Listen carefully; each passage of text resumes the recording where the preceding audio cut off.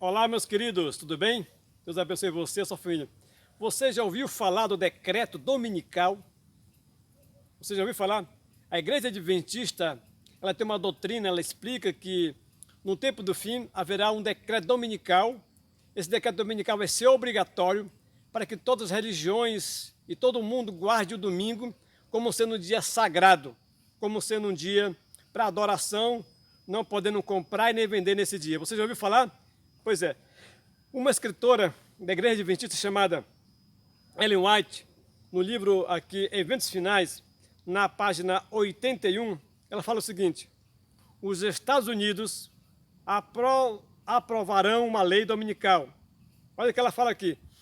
Quando nossa nação enunciar aos princípios de seu governo de tal forma que vote uma lei dominical, nesse próprio ato, o protestantismo dará mão ao papado. Ela escreveu isso em 1889. E em 1883 ela escreveu assim: os protestantes lançarão toda a sua influência e poder ao lado do papado. Por um ato nacional impondo o falso sábado, eles darão vida e vigor e fé corrompida de Roma, avivando sua tirania e opressão da consciência. Ela diz mais aqui: mais cedo ou mais tarde serão aprovadas leis dominicais. Em breve serão impostas leis dominicais e homens em posições de confiança ficarão furiosos com o pequeno número do povo de Deus que guarda os mandamentos de Deus.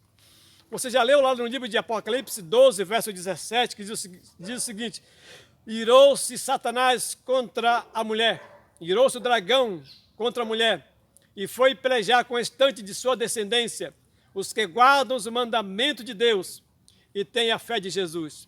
Aí, quando fala os mandamentos de Deus, está falando dos 10 mandamentos, inclusive do 4º mandamento, que ordena a observância do santo sábado do Senhor. Mas um dia, todas as igrejas do mundo vão se unir para se formar uma só religião. E aquela religião, aquela igreja que não seguir os seus propósitos, será perseguida e haverá um decreto para que essas pessoas sejam mortas, extintas da face da terra. Mas está na Bíblia isso aí, Matusa. Quando você lê no livro de Apocalipse, no capítulo 13, fala de que a segunda besta vai fazer uma imagem à primeira besta, para que todos adorem essa primeira besta. Essa segunda besta aí é justamente os Estados Unidos da América. A primeira besta significa saiu sujo do mar, mar significa multidões, nações, tribos e línguas. A besta, o papado, surgiu de onde? Surgiu de um lugar onde tinha muitos povos, surgiu em Roma. Agora, a segunda besta, terra, é o oposto de água, de um lugar deserto, onde não tinha ninguém, onde não habitava ninguém. De onde foi? Os Estados Unidos da América. De uma colônia se tornou a nação mais poderosa do mundo. Esses Estados Unidos vai fazer uma imagem para que todos adorem a primeira besta. Que imagem é essa? Essa imagem será um decreto dominical para que todos guardem o domingo como sendo um dia sagrado, um dia de repouso, um dia santificado por Deus. Todas as religiões, então, vão seguir e vão se unir ao papado, ao espiritismo, ao helenismo e vão querer formar uma só religião e vão querer perseguir ao povo que guarda os mandamentos de Deus e tem o testemunho e a fé de Jesus. Quando você lê Apocalipse capítulo 16, no verso 13, diz o seguinte: vi sair da boca do dragão, da boca da besta, da boca do falso profeta, 3 espíritos imundos semelhantes a rãs. Quem é um dragão? Satanás, representado pelo espiritismo, pelo laimismo, por outras religiões. Quem é a besta? Representada pelo papado. Quem é o falso profeta? Todas o protestantismo apostatado, todas as religiões que não guardam os mandamentos de Deus, que não amam a Deus. A Bíblia diz: se me amares, guardareis os meus mandamentos. Que zombam dos mandamentos de Deus, zombam da lei de Deus. Essas pessoas aí, que não se arrependerem, vão se unir juntamente com o espiritismo, com o islamismo, com o papado, para perseguir o povo que guarda o sábado, que guarda os mandamentos de Deus e tem a fé de Jesus. Quando você lá no Apocalipse capítulo 13 fala que a besta vai fazer um decreto de morte, para que só possa comprar ou vender aquele que tem um sinal na mão direita ou na fronte. A mão direita é o símbolo do trabalho. O dia que os servos de Deus não trabalham é o sábado. E vai ser obrigado você a comprar nesse sábado. Você vê hoje, o que está acontecendo hoje na quarentena, os comércios estão todos fechados. Será muito fácil eles fazerem um boicote econômico. Será muito fácil eles fazerem o seguinte, deixar todos os comércios fechados e quando for sábado, a partir do pôr do sol de sexta-feira abrirem, até o pôr do sol de sábado fecharem. E aí? Só vai poder comprar ou vender aquele que tiver o que? A marca na fronte. Aquele que aceitou que o domingo é o verdadeiro dia de guarda, recebeu a marca da besta na sua fronte. Aquele que não aceitou, mas tem que comprar, porque tem medo de seus filhos passarem fome, tem que trabalhar para sustentar sua família, receberá onde? Na mão direita, que é o símbolo de trabalho. Agora, na fronte, o selo de Deus só vai ser na fronte, mas da besta vai ser ou na mão direita ou na fronte. É claro que esse estudo é um estudo aqui muito longo, de mais ou menos umas 2 ou 3 horas, e é difícil de você entender aí em 5, 10 minutos, mas eu espero que o Espírito Santo de Deus abra sua mente para que você entenda, compreenda a sua palavra e realmente ponha em prática aquilo que está na palavra de Deus. Eu vou ler mais um pouquinho aqui que essa profeta falou. A profecia do capítulo 13 de Apocalipse declara que o poder representante pela besta de 10 chifres, semelhante aos do cordeiro, fará com que a terra e os habitantes adorem o papado, ali simbolizado pela besta, semelhante ao leopardo. Essa profecia se cumprirá quando aquela nação impuser a observância do domingo, que Roma alega ser um reconhecimento especial de sua supremacia. Está aqui no livro Eventos Finais, na página 80, escrita pela escritora Ellen White. Ela fala sobre as leis dominicais. Aqui são muitas páginas que ela fala sobre as leis dominicais, sobre o papado recuperará a sua supremacia perdida. Vocês lembram o que aconteceu lá em 1798, quando a ferida mortal, ela foi ferida? Lembra de Apocalipse 13, diz que uma de suas cabeças foi ferida de morte, mas a ferida mortal foi curada? Pois é, ela foi ferida quando? Em 1798, o general de Napoleão Bétenier foi lá em Roma, prendeu o Papa João Pio VI, levou acorrentado para a prisão lá e morreu. Morreu na prisão. 131 anos depois veio Mussolini e deu a concordata juntamente para o Papa, a nova concordata, juntamente com o cardeal Gaspar, juntamente com outros cardeais, e devolveu o poder que eles tinham perdido em 1798. E a partir daquele momento, o que aconteceu? Eles começaram a falar em público, mas aqui diz, o papado recuperará a supremacia perdida. Tem um padre aí que fala o seguinte, não é que ele fala, a Igreja Católica tem muito poder, é um gigante que está acorrentado em correntes de papel, mas brevemente ela pode se rebentar essas correntes de papel e colocar novamente todo o seu poder que fez no passado. Lembram-se o que ele fez?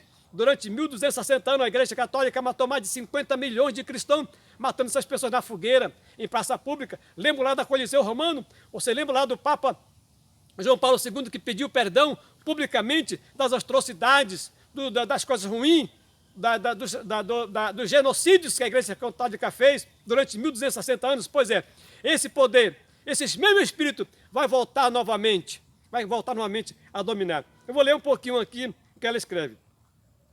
Na página 83 do livro Os Eventos Finais.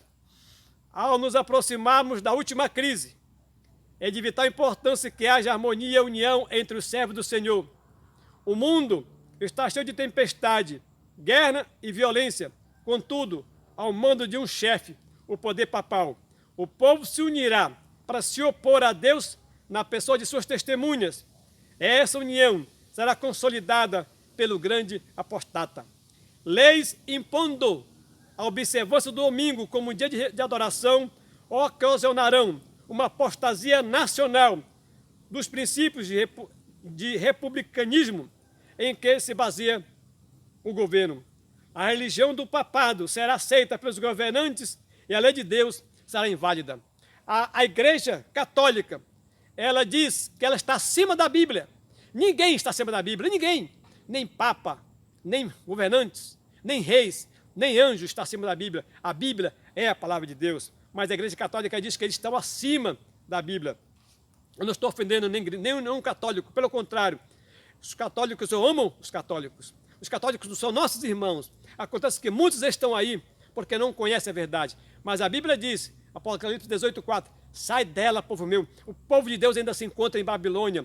O povo de Deus ainda se encontra aí ainda no erro. Mas a Bíblia diz que vocês vão sair. Quando vocês entenderem e compreenderem a verdade da palavra de Deus, vocês aceitarem, vocês vão sair. Eu vou ler mais um pouquinho aqui. É evidente que uma época de grandes trevas intelectuais foi favorável ao êxodo do papado, mas será demonstrado que uma época de grande luz intelectual também é favorável ao seu êxodo. O papado, então, irmãos, vai recuperar ali o seu poder. O protestantismo e o catolicismo se unirão, agirão juntos. A única igreja que não vai querer se unir é as que guardam os mandamentos de Deus, que guardam o sábado.